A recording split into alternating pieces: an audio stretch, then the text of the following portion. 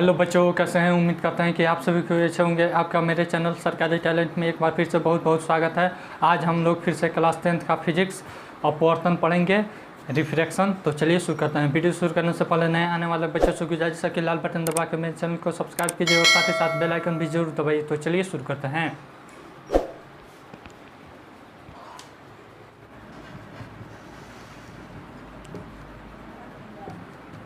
अपवर्तन, रिफ्रैक्शन।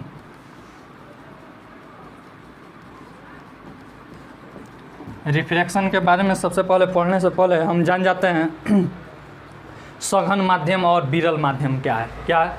सघन और विरल, विरल और फिर सघन।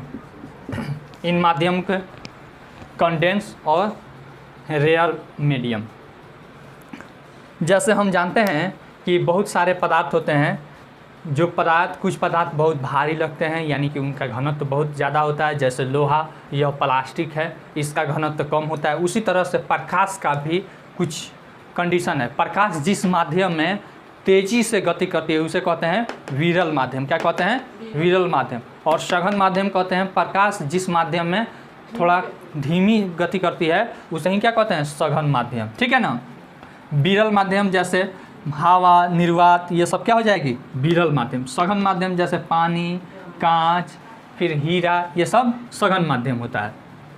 अब चलिए, कोई भी प्रकाश की किरण जब एक माध्यम से दूसरे माध्यम में जाती है तो वह अपने पथ से भटक जाती है। क्या होती है? पथ से भटक जाती है, मुड़ जाती है। उसे ही क्या कहते हैं? अपवर्तन कहते हैं। जैसे मान लीजिए हम ऐसे चल रहे हैं और हमको कोई आकर ऐसे धक्का दे देता है तो हम थोड़ा सा विचलित हो जाते हैं कि नहीं। तो उसी तरह से यह है अपवर्तन। अपवर्तन मान लीजिए यहाँ पे हवा है, ठीक है ना, वायु है इस माध्यम में, यहाँ पे एक लाइन है, इधर क्या है? पानी है। क्या है? पानी है। प्रकाश की किरण ऐसे आ रही है वायु से, ठीक है ना, वायु से आ रही है और फिर यहाँ पे आने के बाद इसको सीधी ऐसे सीधे चली जानी चाहिए नहीं तो, लेकिन यह क्या होता है? पानी है, दूसरा माध्यम हो गया तो यह अविलंब की ओर ऐसे मुड़ जाती है। ठीक है। तो इसे ही हम क्या कहते हैं? अपवर्तन कहते हैं। यह अपने पथ से विचलित हो गई कि नहीं? इतना विचलित हो गई, अतः इसे ही क्या कहते हैं? अपवर्तन कहते हैं। अब अपवर्तन क्यों होता है इसके बारे में जानेंगे। इसका डिफिनेशन लिखवाना पड़ेगा, बोल देते हैं, सुन लीजिए और लिख लीजिएगा। प्रकाश जब किसी एक माध्यम से दूसरे माध्यम में जाती है तो वह अपने मुख्य रास्ते से थोड़ा सा भटक जाती है या विचलित हो जाती है। उसे ही क्या कहते हैं? अपवर्तन कहते हैं। ठीक है ना। चलिए, प्रकाश का अपवर्तन क्यों होता है यहाँ पे लिख देते हैं। अपवर्तन क्यों होता है इसके बारे में हम जानते हैं। अपवर्तन इसलिए होता है कि वायु में प्रकाश का वेग अधिक है जबकि जल में प्रकाश का वेग कम है, या फिर कोई भी सघन माध्यम में प्रकाश का वेग कम है। अगर मान लीजिए हमसे कोई पूछे, यहाँ पे ध्यान दीजिए, अगर कोई पूछे कि हमको यहाँ पे आना है, क्या करना है? यहाँ पे आना है, समय उतना ही लगे, तो अगर हमारा चलने का गति, ठीक है ना, तेज़ी में रहेगा तो इतना ही समय में ही यहाँ पे पहुँच जाएंगे। जबकि हमारी चलने की गति अगर कम हो जाती है तो हम थोड़ा सा ऐसे मुड़ जाते हैं कि जल्दी हम पहुँच जाए। ठीक है। तो प्रकाश भी यही करती है, ऐसे सीधी जा रही है, ठीक है, सीधी ऐसे आ रही है, लेकिन इसमें इसका गति क्या हो गया? कम हो गया। क्या हो गया? गति कम हो गया। इसीलिए यह सोचती है कि हम जल्दी पहुँचे उसी समय में, तो इसीलिए थोड़ा सा मुड़ जाती है कि कम दूरी तय करना पड़ेगा। ठीक ना। इसीलिए यह प्रकाश की किरण मुड़ जाती है या अपवर्तन हो जाता है। समझ में आया? प्रकाश का अपवर्तन का मुख्य कारण क्या है? विभिन्न माध्यमों में प्रकाश का वेग अलग होना, विभिन्न माध्यमों में प्रकाश की चाल अलग अलग होना। ठीक है ना। यहाँ पे लिख देते हैं, विभिन्न माध्यमों में प्रकाश का चाल भिन्न होना। ठीक है, भिन्न होना। समझ में आया? मिटाते इसको। अपवर्तन के नियम। रूल ऑफ रिफ्रैक्शन, ठीक है ना। रूल ऑफ रिफ्रैक्शन, जैसे प्रकाश के परावर्तन के दो नियम है, उसी तरह से प्रकाश के अपवर्तन के कितने नियम है? दो नियम है। पहला नियम आपतित किरण,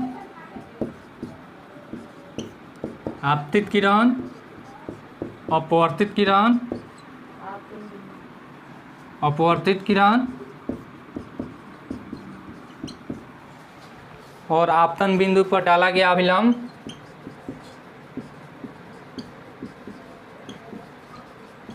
आपतन बिंदु पर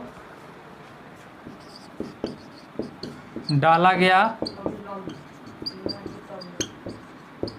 अभिलंब तीनों एक ही तल में होते हैं, तीनों एक ही तल में होते हैं, ठीक है। जैसा में समझ लीजिए, यह नीचे में पानी है, ऊपर से एक किरण ऐसे आई, फिर ऐसे मुड़ गई, ठीक है ना। यहाँ पे यह देखिए, यह नॉर्मल है, अभिलंब जिसे कहते हैं, ठीक है ना। जो किरण आ रही है इसे क्या कहते हैं? आपतित। क्या कहते हैं? जो इधर निकलती है उसे अपवर्तित। क्या कहते हैं? अपवर्तित। इसको कहते हैं अभिलंब, ठीक है ना। तो यह देखिए, आपतित किरण, अपवर्तित किरण तथा अभिलंब तीनों इसी तल पे है, ठीक है। दूसरा नियम क्या कहता है? दूसरा नियम, एक स्नेल नामक वैज्ञानिक थे, उन्होंने आपतन बिंदु यहाँ यह है, समझ में आया। और फिर दूसरा नियम देखिए, एक स्नेल नामक वैज्ञानिक थे, उन्होंने इस पे बहुत सारा रिसर्च किया, बहुत सारा रंग का प्रकाश लिया, जैसे लाल लिया, ब्लू लिया, उजला लिया, और फिर भिन्न भिन्न प्रकार का माध्यम लिया, कभी जल लिया, कभी कांच लिया, और प्रयोग किया। तब प्रयोग में उन्होंने पाया कि यह साइन आई, क्या होता है? Sine i by sine r. आप लोग 10वीं क्लास में त्रिकोणोमेट्रिक पढ़े हैं ना, उसमें साइन थीटा कॉस थीटा पढ़े हैं ना, तो वही है साइन आर, यानी कि आपतन कोण की ज्या। आपतन कोण कौन है? आपतित किरण तथा अभिलंब के बीच के कोण को क्या कहते हैं? आपतन कोण आई। और अपवर्तन कोण, अभिलंब और अपवर्तित किरण के बीच के कोण को क्या कहते हैं? आर। कोई दिक्कत? तो इन दोनों का अनुपात क्या होता है? एक नियतांक होता है। यह किसके लिए होता है? एक निश्चित माध्यम तथा निश्चित रंग के लिए होता है। क्या होता है? एक खास रंग, ठीक है ना, और फिर एक निश्चित माध्यम के लिए साइन आई तथा साइन आर का अनुपात एक नियतांक होता है, जिसे क्या कहते हैं? म्यू कहते हैं। जिसे क्या कहते हैं? म्यू कहते हैं। इसे अपवर्तनांक भी कहते हैं, इसे अपवर्तनांक भी कहते हैं। यहाँ पे लिखना पड़ेगा कि ऐसे ही बोल दे रहे हैं, बोल देते हैं। आपतन कोण की ज्या तथा अपवर्तन कोण की ज्या का अनुपात एक विशेष माध्यम और विशेष रंग के लिए नियतांक होता है, जिसे म्यू कहते हैं। इसे ही क्या कहते हैं? अपवर्तन का दूसरा नियम कहते हैं, ठीक है। मिटा दे, अपवर्तन का नियम हो गया। अब हम अपवर्तनांक जानेंगे। अपवर्तनांक,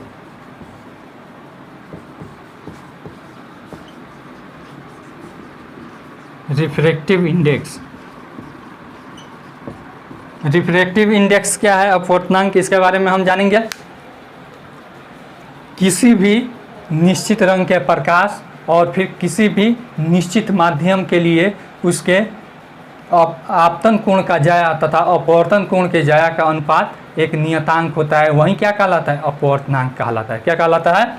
अपवर्तनांक। जिसे किस चीज़ से सूचित करते हैं? म्यू से या न्यू से। म्यू से या न्यू से।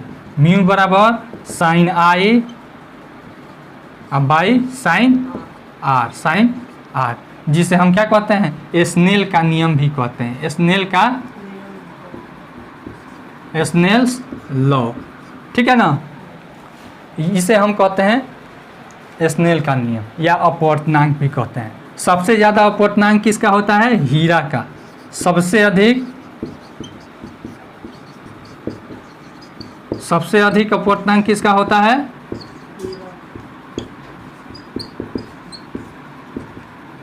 हीरा, ठीक है ना, डायमंड का। कोई दिक्कत? कितना होता है 2.42। ठीक है। अब इसमें एक और चीज़ है, यह हो गया अपवर्तनांक का नियम। अपवर्तनांक दो तरह से होता है। अपवर्तनांक कितने प्रकार का होता है? दो प्रकार का,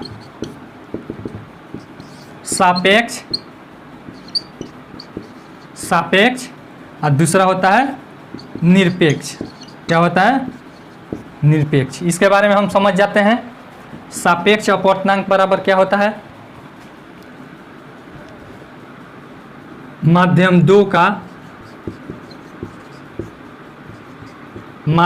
का अपवर्तनांक, माध्यम दो का अपवर्तनांक बराबर किसके सापेक्ष? माध्यम दो के सापेक्ष, माध्यम एक के सापेक्ष, माध्यम एक के सापेक्ष। देखिए इसे कैसे निर्देशित करते हैं, इसको भी समझ लीजिए। इसको n से भी सूचित करते हैं। किस चीज़ से? n से। अब देखिए किसका हमें अपवर्तनांक निकालना है। यहाँ पे देखिए 2 का अपवर्तनांक निकालना है तो लिखेंगे n2। किसके सापेक्ष में? 1 के सापेक्ष में, तो 1 लिख देंगे। कोई दिक्कत? बराबर माध्यम एक में प्रकाश की चाल, ठीक है। अब बट्टा यहाँ पे 2 का माध्यम 2 में चाल, ठीक है ना, माध्यम 2 में चाल। आसान है कि नहीं? वहीं निरपेक्ष अपवर्तनांक समझ लीजिए। सापेक्ष अपवर्तनांक से ही हमारा निरपेक्ष अपवर्तनांक आया है, ठीक है। जब भी हमारा ऊपर में माध्यम एक में अगर निर्वात होता है या वायु होता है तो वहीं हमारा क्या हो जाता है? निरपेक्ष अपवर्तनांक। क्या हो जाता है? निरपेक्ष अपवर्तनांक। निरपेक्ष अपवर्तनांक बराबर हम लिख देते हैं निर्वात में प्रकाश की चाल बाई माध्यम में प्रकाश की चाल, ठीक है। जैसे मान लीजिए जल का अपवर्तनांक अगर पूछे तो यहाँ पे निर्वात में प्रकाश की चाल बाई जल में प्रकाश की चाल, ठीक है। अब हम जानेंगे कि लेंस क्या है।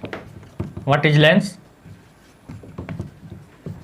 लेंस होता है पारदर्शी पदार्थ का वह पारदर्शी पदार्थ जो गोलीय होता है या फिर समतल होता है, किसी भी तरह का लेंस हो सकता है, ठीक है ना। यानी कि जो जिससे प्रकाश आर पार चली जाती हो वह पारदर्शी पदार्थ हो, उसे क्या कहते हैं? लेंस कहते हैं, ठीक है ना। लेंस दो प्रकार का होता है। प्रकार में दो होता है, एक बेलनाकार होता है, ठीक है ना। जो जन्मजात बच्चे जिनके आँख में जन्मजात से प्रॉब्लम होता है उसमें मैक्सिमम आप देखे हुए कि बेलनाकार लेंस का प्रयोग किया जाता है। फिर उसके बाद यहाँ पे दूसरा नंबर गोलीय लेंस। गोलीय लेंस यह लगता है, आप देखे होइएगा कि बूढ़े लोग जो रहते हैं उनके चश्मा में कौन सा लेंस रहता है? गोलीय लेंस। जैसे हम लोग भी जब बूढ़े हो जाएंगे तो हम लोग का भी निकट दृष्टि दोष या फिर दीर्घ दृष्टि दोष अगर हमें उत्पन्न होगा तो इसी लेंस का प्रयोग किया जाएगा, ठीक है ना, हमारे चश्मे में। अब देखिए गोलीय लेंस होता है दो प्रकार का। एक होता है उत्तल लेंस, ठीक है, उत्तल लेंस, और फिर दूसरा होता है अवतल लेंस। अवतल लेंस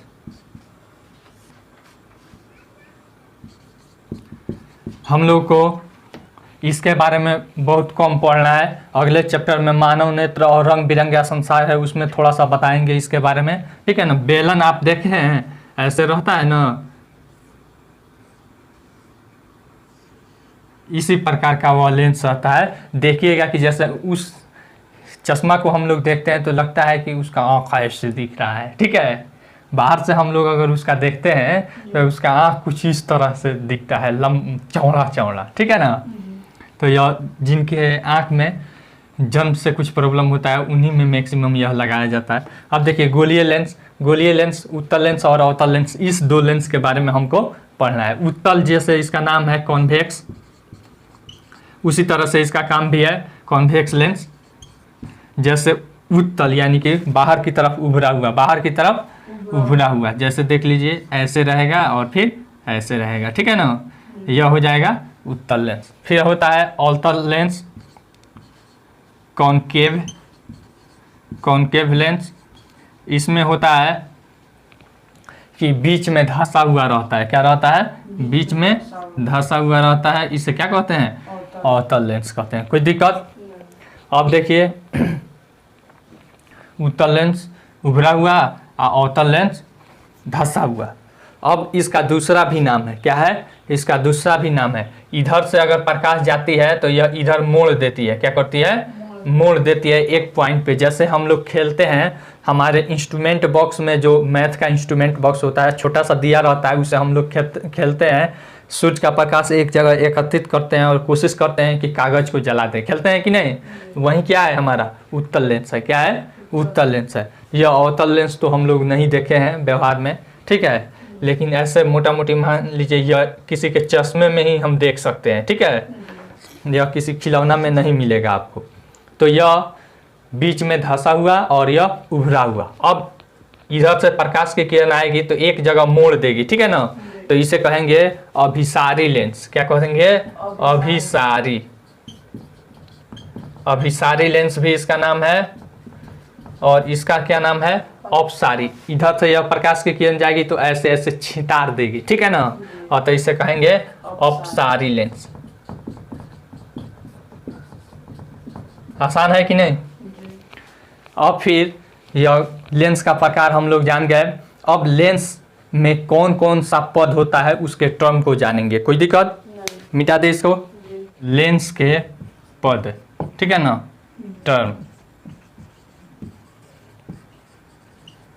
टर्म ऑफ लेंस देख लीजिए कैसे क्या है। कौन सा लेंस है, उत्तल लेंस है। अब इस उत्तल लेंस के ठीक बीचों बीच में जो बिंदु होता है इसे कहते हैं प्रकाशीय केंद्र। क्या कहते हैं, प्रकाशीय केंद्र, प्रकाशीय केंद्र, ठीक है, ऑप्टिकल सेंटर इसे कहते हैं।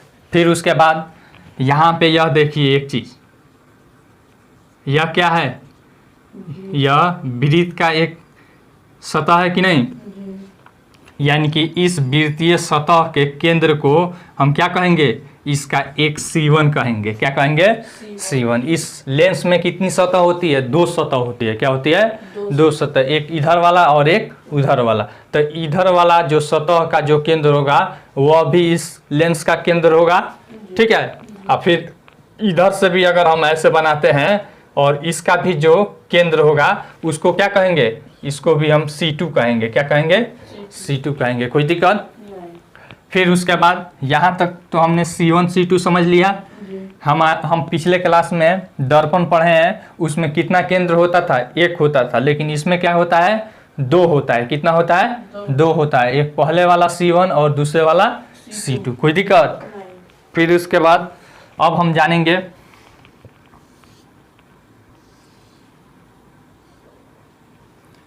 यह हो गया इसका केंद्र, प्रकाशीय केंद्र, ठीक है ना। उसमें हम लोग क्या पढ़े थे, इसको ध्रुव पढ़े थे। क्या पढ़े थे, याद है कि नहीं है? यह हो गया हमारा O से इसे सूचित करते हैं। इधर मान लीजिए यहाँ आया C, क्या आया, C1 आ गया, यहाँ आया C2, क्या आया, C2। यहाँ तक कोई दिक्कत? अब देखिए, अब दूसरा, इसको क्या कहते हैं, इसको कहते हैं मुख्य अक्ष या प्रधान अक्ष। क्या कहते हैं, या प्रधान अक्ष, प्रिंसिपल एक्सिस। फिर उसके बाद यहाँ से यहाँ तक की दूरी को क्या कहते हैं, लेंस का द्वारक। क्या कहते हैं, लेंस का द्वारक, एपरेचर, ठीक है ना। इसको A मान लेते हैं, इसको B मान लेते हैं। AB बराबर क्या हो जाएगा, लेंस का द्वारक। कोई दिक्कत? फिर उसके बाद यहाँ पे देखिए ऐसे जाता है कोई भी प्रिंसिपल एक्सिस के समांतर, तो जहाँ पे मुड़ती है, ठीक है ना, इसको कहते हैं एफ। क्या कहते हैं? फोकस कहते हैं। क्या कहते हैं? फोकस। और इधर से भी अगर आएगी तो इधर जहाँ पे मिलेगी तो यहाँ भी इसमें फोकस होता है, ठीक है ना। फोकस दो होता है इसमें, मुख्य फोकस और यह फोकस, ठीक है। तो सिंपल हम इसी को एक को हम मानकर चलते हैं फोकस। जब भी हम फोकस बोलेंगे तो उसका अर्थ क्या है? मुख्य फोकस। क्या होगा? मुख्य फोकस। कोई दिक्कत? अगर इधर से हम कोई रेखाएं खींचे, कोई प्रकाश की किरण डालें तो वो आकर यहाँ पे मिलेगी, ठीक है ना। तो इस लेंस का दो फोकस, एक मुख्य फोकस और एक फोकस। कोई दिक्कत? और भी, और इसमें ज़्यादा टर्म नहीं है, ठीक है ना। जो पहले वाला चीज़ था वही सब चीज़ है। त्रिज्या कह रहे हैं तो त्रिज्या क्या हो जाएगा? यहाँ वस्तु दूरी, मान लीजिए यहाँ वस्तु है तो यहाँ से यहाँ तक की दूरी को क्या कहते हैं? वस्तु दूरी। क्या कहेंगे? वस्तु दूरी। इधर रहेगा कोई प्रतिबिंब बनेगा या इधर कोई भी प्रतिबिंब बनेगा तो उसको हम क्या कहते हैं? प्रतिबिंब दूरी। प्रतिबिंब दूरी कहाँ से? कोई भी दूरी हम कहाँ से मापते हैं? प्रकाशीय केंद्र से मापते हैं। कहाँ से मापते हैं? प्रकाशीय केंद्र से। कोई दिक्कत? अब चिन्ह परिपाटी के भी बारे में हम थोड़ा सा जान लेते हैं। मिटा दे इसको।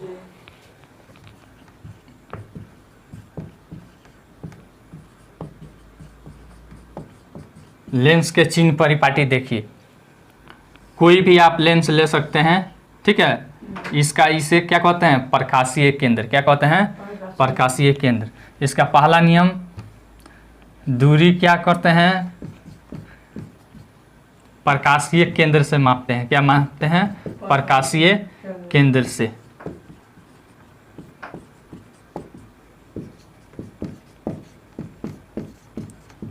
आसान है कि नहीं? सबसे बढ़िया चीज ऐसे समझ लीजिए, यह क्या है? कार्तीय तल है ना। निर्देशांक ज्यामिति में पढ़े हैं ना 10वीं क्लास में, वही चीज है। यहाँ पे मूल बिंदु होता है, वही मूल बिंदु यह वाला मूल बिंदु हो गया। कोई दिक्कत?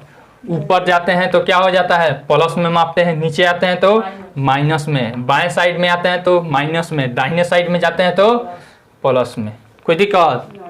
यानी कि इधर अगर हम मापेंगे, इधर हम मापेंगे इधर तो प्लस में, इधर मापेंगे माइनस में, ऊपर मापेंगे प्लस में, नीचे मापेंगे माइनस में। कोई दिक्कत? मान लीजिए यहाँ पे ऐसे वस्तु है, ठीक है, तो बताइए तो वस्तु की ऊंचाई क्या है? माइनस में। कोई दिक्कत? इधर मान लीजिए इसका प्रतिबिंब ऐसे बन रहा है तो प्रतिबिंब की ऊंचाई क्या है? प्लस में। आसान है कि नहीं? चिन्ह परिपाटी समझ में आ गया? बस इसमें कुछ नहीं है, जो पहले वाला है वही चीज है। केवल आपको यह याद रहेगा ना तो इसमें कोई चिन्ह परिपाटी में कोई दिक्कत नहीं होगा, बन जाएगा। मिटा दे इसको। अगला टॉपिक है प्रतिबिंब बनाने के लिए, प्रतिबिंब बनाने के लिए आरेख का नियम, ठीक है। पहला नियम क्या कहता है? देख लीजिए, पहला नियम कहता है प्रधान, ये इसी पर एक बता देते हैं, एक बड़ा सा हम बना लेते हैं, इसी पे हम पूरा बता देते हैं। यह हमारा प्रकाशीय केंद्र है और इससे जाने वाली रेखा क्या कहलाती है? प्रधान अक्ष कहलाती है। पहला नियम है प्रधान अक्ष के समांतर जाने वाली रेखा है, अपवर्तन के बाद कहाँ से निकलती है? फोकस से निकलती है, ठीक है। यही पहला नियम हो गया। प्रधान अक्ष के समांतर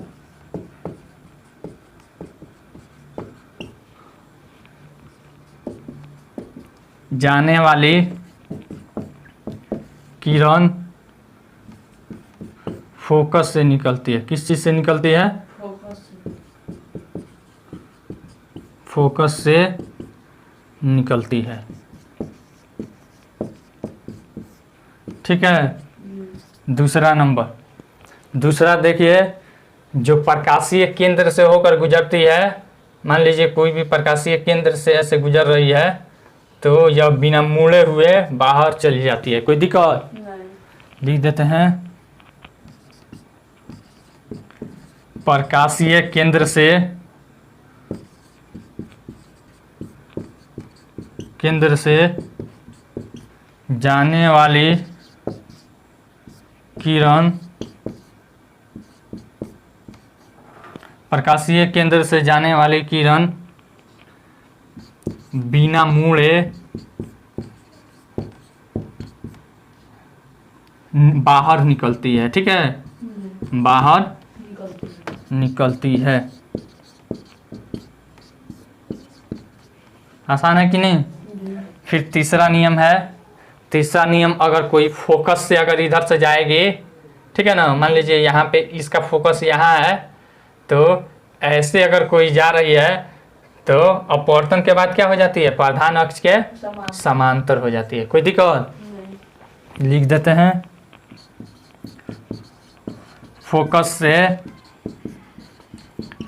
जाने वाली किरण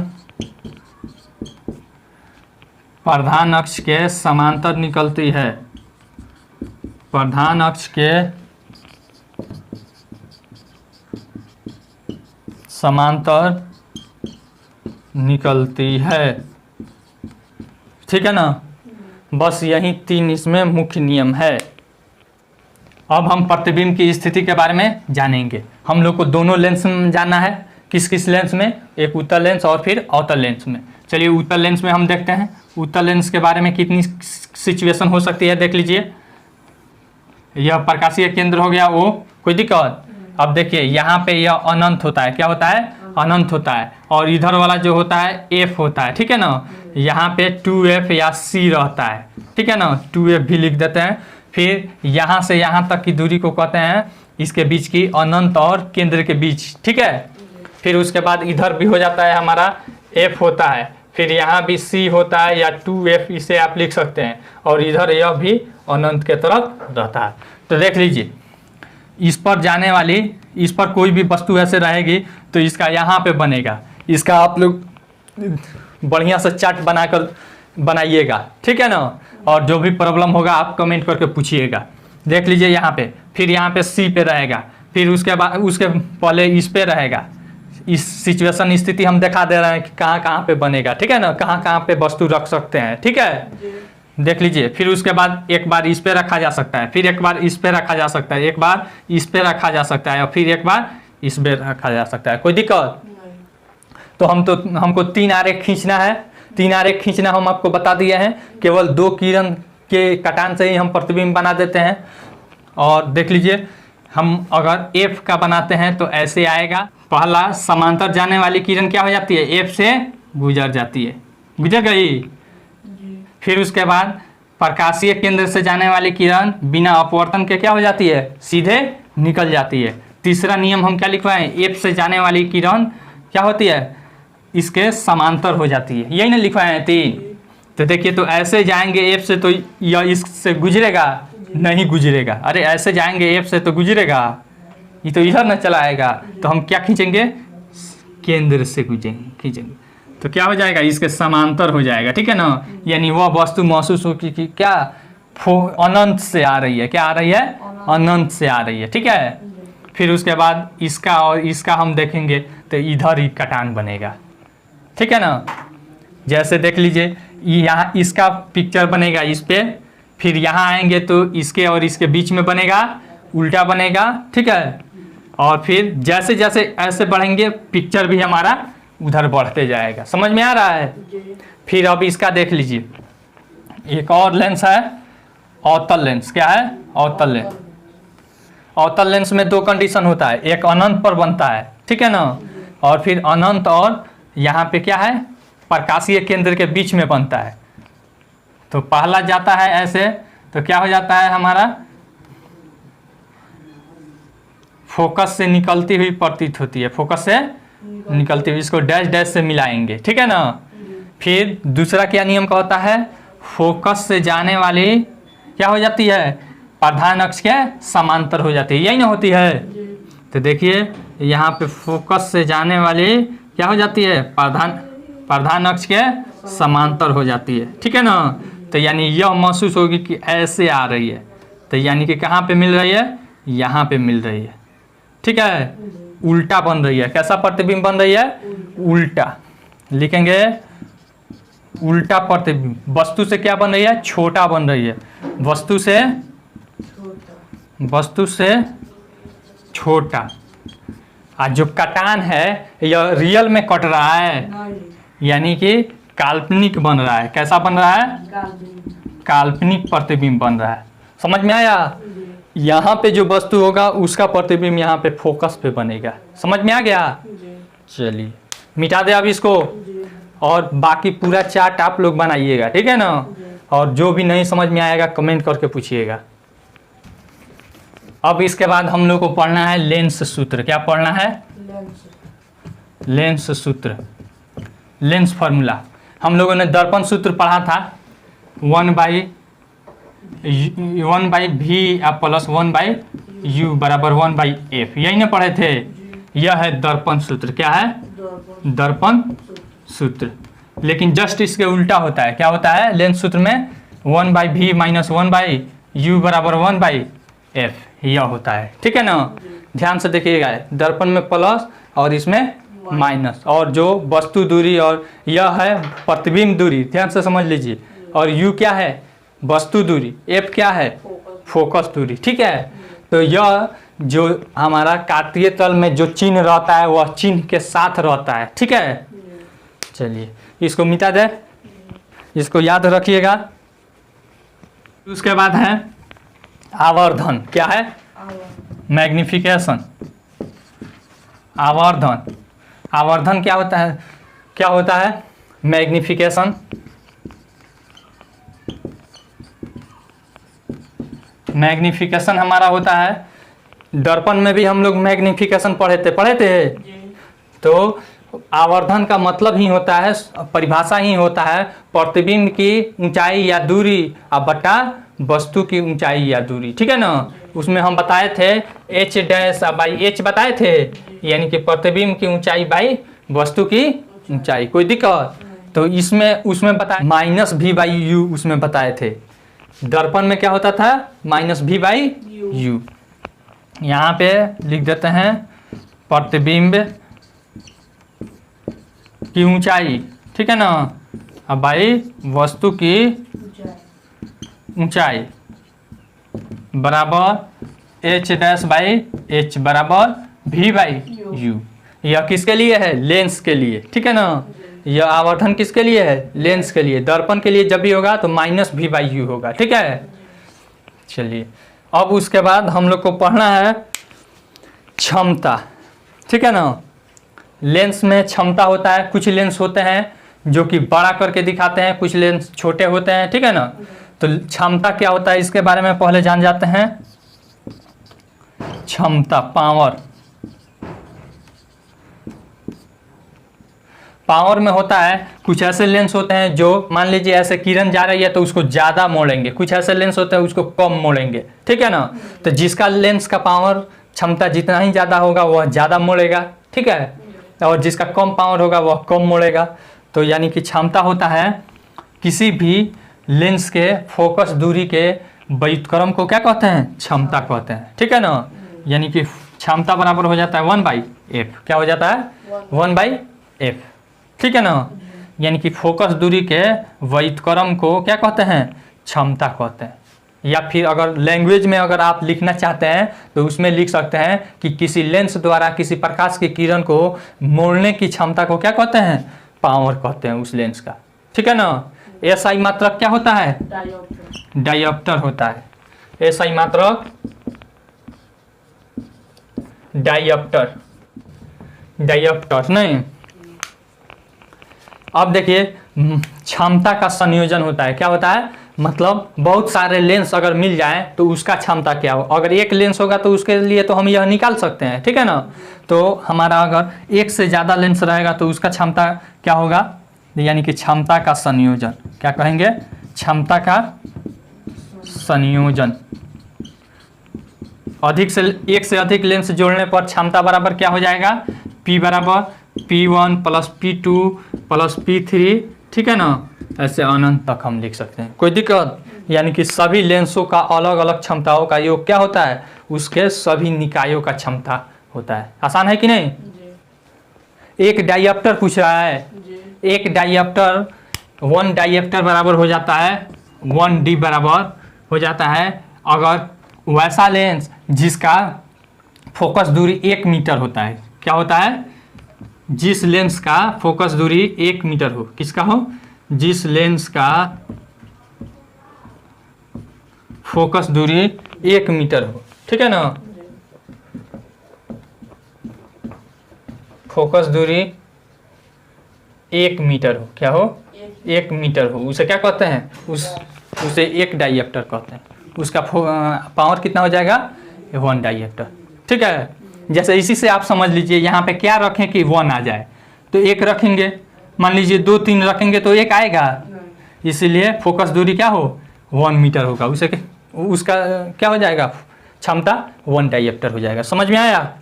अब उसके बाद कुछ हमारा ये है परिभाषा है, फिर उसके बाद इसमें कुछ अलग से टर्म है, उसको भी हम जान जाते हैं। जैसे क्रांतिक कोण क्या है, पूर्ण आंतरिक परावर्तन क्या है, इसके बारे में हम जानते हैं। मिटाते इसको। कुछ मुख्य टर्म, ठीक है ना? मुख्य टर्म या पद, मेन टर्म देख लीजिए। पहला है क्रांतिक कोण। क्या है? क्रांतिक कोण। क्रांतिक कोण किसे कहते हैं? Critical angle. एक चीज हम आपको बताए हैं कि यह क्या है? जल है, सघन माध्यम है प्रकाश के लिए, है ना?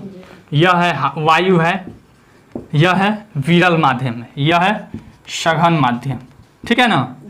तो इधर से कोई चीज आती है तो अभिलंब की ओर मुड़ जाती है, लेकिन अगर सघन से कोई चीज जाएगी तो क्या होगी? अभिलंब से दूर भाग जाएगी। ठीक है?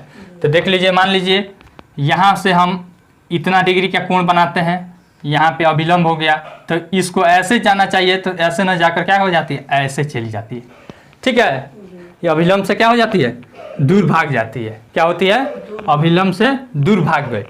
ठीक वैसे ही जैसे जैसे इसको हम ऐसे बढ़ाते जाते हैं, यानी कि इस कोण को बढ़ाते जाते हैं, यह क्या है? आई कोण है कि नहीं? आपतन कोण यह है आर कोण। तो जैसे जैसे हम बढ़ाते जाएंगे, जैसे ऐसे अभी बढ़ा दिए तो ऐसे इसको जाना चाहिए, तो इसके बदला में यह क्या? इसी पे चला आएगा, यानी कि इसका कोण कितना डिग्री हो जाएगा? 90 डिग्री। यानी यह आई हो गया कोण आई, और यह हो गया कोण आर। यानी कि वैसा आई यानी कि आपतन कोण, ठीक है ना? सघन माध्यम के लिए किस माध्यम के लिए है यह? सघन माध्यम के लिए। सघन माध्यम के लिए वैसा आपतन कोण जो कि अपवर्तन पर कितना डिग्री का कोण बनाता है? 90 डिग्री का कोण बनाता है, उसे क्या कहते हैं? क्रांतिक कोण कहते हैं। क्या कहते हैं? क्रांतिक कोण कहते हैं। ठीक है ना? सघन माध्यम के लिए वह कोण जिसका अपवर्तन कोण कितना डिग्री होता है? 90 डिग्री होता है। क्या होता है? 90 डिग्री होता है। उसे क्या कहते हैं? क्रांतिक कोण कहते हैं। उसे क्रांतिक कहते हैं। ठीक है? यानी कि इस यहाँ पे इस फिगर में कोणाई बराबर क्या हो जाएगी? कोणाई बराबर क्रांतिक कोण। समझ में आया कि नहीं आया? जल के लिए दूसरा हो सकता है, बर्फ के लिए दूसरा हो सकता है, कांच के लिए यह दूसरा हो सकता है। ठीक है? पूर्ण आंतरिक परावर्तन। ठीक है ना? पूर्ण आंतरिक परावर्तन, टोटल इंटरनल रिफ्लेक्शन होता है। जैसे देख लीजिए, यह क्या हो गया हमारा? जल हो गया, सघन माध्यम। यह हो गया वायु, विरल माध्यम। यहाँ से कोई भी हम किरण भेज रहे हैं, ठीक है? जरूरी नहीं है कि केवल जल हो, कांच भी हो सकता है, धुंध भी हो सकता है। ठीक है? यह रिफ्लेक्ट होकर इसी में रिफ्लेक्ट हो जाती है, बाहर निकलने के बदले क्या करती है? इसी में रिफ्लेक्ट हो जाती है। ठीक है ना? इसे ही हम क्या कहते हैं? Total internal reflection. समझ में आ रहा है? यहाँ पे यह लंब हो गया, ठीक है, और यह कोण आई हो गया। यह बाहर निकलने के बदले क्या करता है, अंदर की तरफ मुड़ जाता है, उसी माध्यम में परावर्तित हो जाता है। क्या होता है, उसी माध्यम में परावर्तित हो जाता है। उसे ही हम क्या कहते हैं, पूर्ण आंतरिक परावर्तन। कब यह होता है, जब इस कोण का मान क्रांतिक कोण से ज्यादा हो जाता है। क्या होता है, क्रांतिक कोण से ज्यादा हो जाता है। जैसे में ठंडी के दिनों में हम देखते हैं कि जब हम साइकिल चलाते हैं तो सामने देखते हैं रोड पे, तो देखते हैं कि महसूस होता है, दूर पे देखते हैं तो वहाँ पे पानी गिरा हुआ है, रोड पे क्या है, पानी गिरा हुआ है। कैसे वह होता है, हमारे आँख से किरण ऐसे जाती है क्रांतिक कोण से ज़्यादा से, और फिर उसी दिशा में वह ऊपर की तरफ लौट जाती है, इसीलिए हमको महसूस होता है कि क्या है, वहाँ पे पानी गिरा हुआ है। ठीक है, इसका परिभाषा लिखवा दे कि रन दे।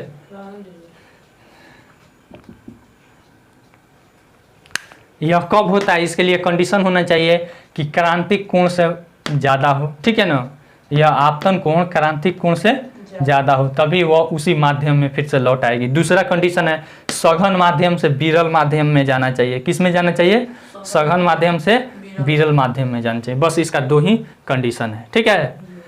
परिभाषा में बोल दीजिएगा कि किसी सघन माध्यम से प्रकाश की किरण जाती है, ठीक है ना, अगर वह क्रांतिक कोण से ज़्यादा से होकर जाती है तो वह विरल माध्यम में न जाकर सघन माध्यम में ही क्या हो जाती है, परावर्तित हो जाती है। उसे ही क्या कहते हैं, पूर्ण आंतरिक परावर्तन कहते हैं, ठीक है। फिर उसके बाद है प्रकाश का प्रकीर्णन। क्या है, प्रकीर्णन, स्कैटरिंग। स्कैटरिंग, एक चीज बताइए, कोई चीज हम लेते हैं, ठीक है ना, पानी का कोई बौछार ही लेते हैं, यह पतला चीज है, इस पर हम ऐसे पानी का मारते हैं बौछारा, तो वह पानी इस पर लगती है और ऐसे छिटक जाती है कि नहीं। उसी तरह से प्रकाश है, क्या है, प्रकाश है। और धूल के जो कण है वह बहुत महीन महीन है, महीन महीन है कि नहीं।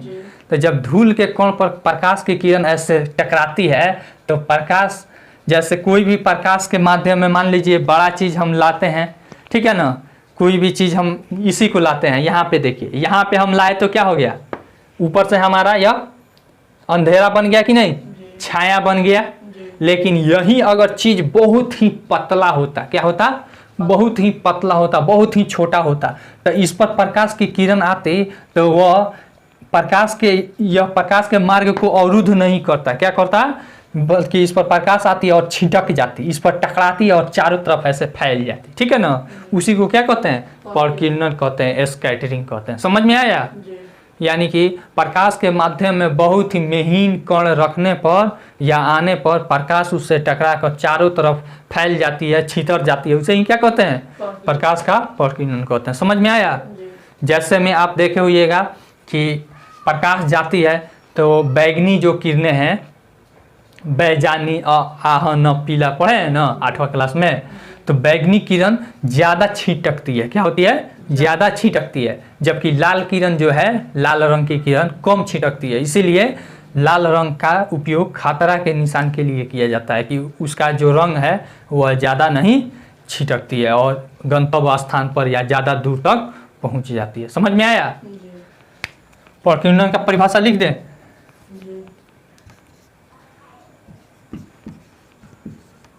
प्रकाश के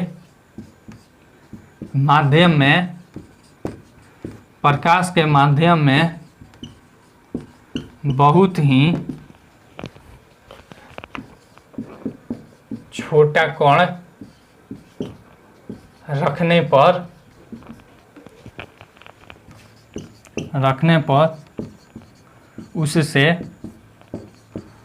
टकराकर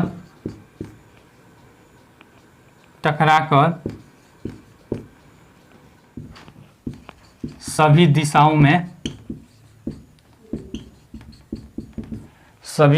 में फैल जाती है,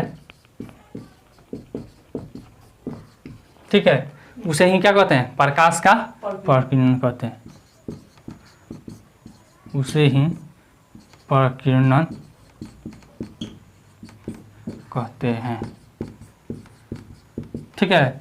जैसे मान लीजिए यहाँ से ऐसे प्रकाश की किरण आ रही है, यहाँ बहुत छोटा है, ठीक है ना, तो इससे यह टकरा कर इधर भी फैल जाएगी, इधर भी फैल जाएगी, इधर भी फैल जाएगी। इसी को क्या कहते हैं?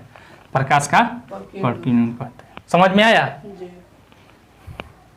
अब उसके बाद है एक डिफ्रैक्शन है, ठीक है ना, विवर्तन, विवर्तन, डिफ्रैक्शन, यह भी इसी टाइप का है, यह भी इसी टाइप का है।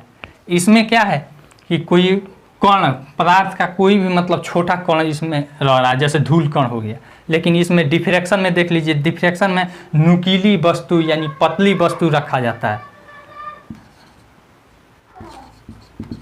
डिफ्रैक्शन, देखिए डिफ्रैक्शन में होता यह है कि जैसे कोई भी बड़ा चीज़ के प्रकाश के सामने आता है तो प्रकाश के रास्ता को अवरुद्ध कर देता है, नहीं जाने देता है। लेकिन वहीं कोई अगर पतली चीज़ हो, क्या हो, पतली चीज़ हो, जैसे ब्लेड हो, सुई का नोक हो, ठीक है ना, तो वह उसके रास्ता को रोकता नहीं है। प्रकाश क्या हो जाता है, वहाँ से ऐसे मुड़ जाता है। क्या हो जाता है? प्रकाश मुड़ जाता है।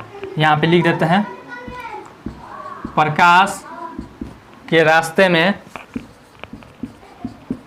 प्रकाश के रास्ते में कोई पतली चीज,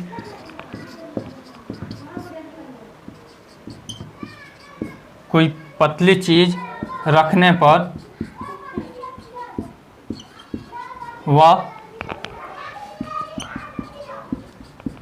अपने पथ से मुड़ जाती है। क्या हो जाती है? मुड़ जाती है। इसे ही क्या कहते हैं? विवर्तन कहते हैं। उसे ही विवर्तन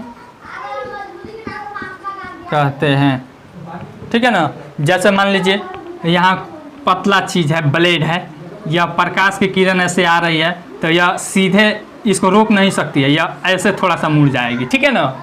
इसे ही क्या कहते हैं? प्रकाश का विवर्तन कहते हैं। यह एक घटना है, यह प्रकीर्णन भी एक घटना है। स्कैटरिंग, स्कैटरिंग में होता था कि जैसे धूल कण है, छोटा कण है, तो यह विभिन्न दिशाओं में यह फैल जाती थी। लेकिन यह क्या है? यह विवर्तन, यह अपने पथ से विचलित हो जाती है, ठीक है ना। इस चैप्टर में बस इतना ही। अगले चैप्टर में हम लोग जानेंगे कि इसका क्वेश्चन आंसर, पहला चैप्टर का फिजिक्स का, फिर उसके बाद लेंस सूत्र और दर्पण सूत्र के बारे में जानेंगे, फिर मैग्नीफिकेशन का भी उसका सूत्र हम कैसे निकालते हैं इसके बारे में जानेंगे, और फिर आपको पूरा क्वेश्चन आंसर बताएंगे। आई होप आपको यह वीडियो बहुत पसंद आई होगी। अगर वीडियो पसंद आई हो तो लाइक कीजिए, शेयर कीजिए और कमेंट करके अपना सुझाव जरूर दीजिए। Thanks for watching.